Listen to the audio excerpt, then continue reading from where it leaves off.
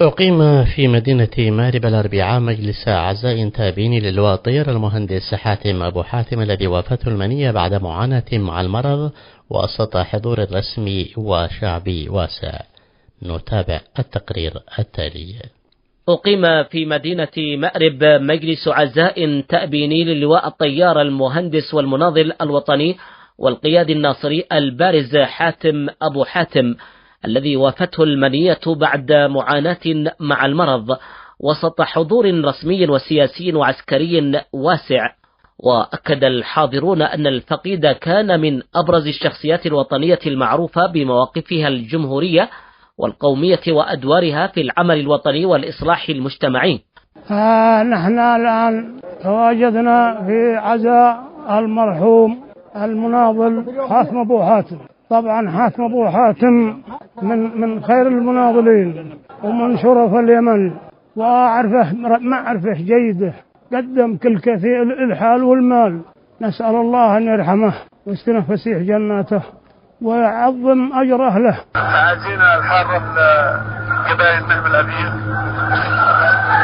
شهيد المناضل اللواء حاتم أبو حاتم. نعزي باسم فخامة رئيس الجمهورية وأعضاء مجلس القيادة رحيل هذا القائد الهمام، نسأل الله أن يتغمده الرحمة. والآن قائد وطني صلب، وهذا المناسبة الحزينة نعزيكم جميعا ونعزي أبناء الجبائن كافة.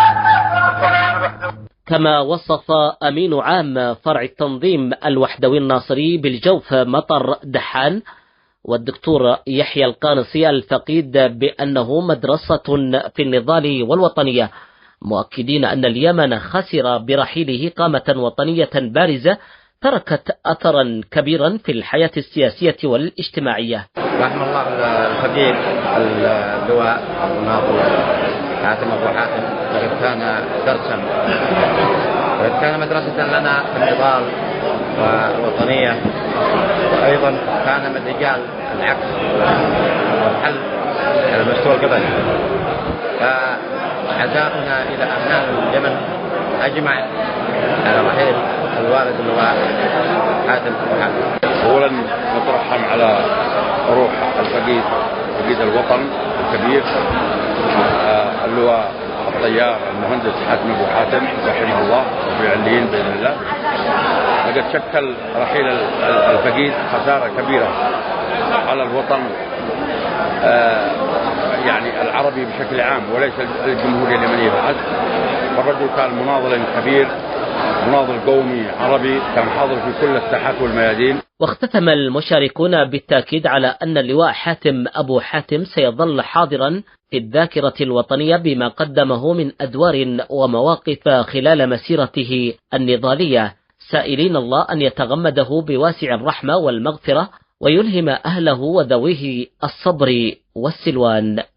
لإذاعة صوت المقاومة، أحمد حودان، مأرب.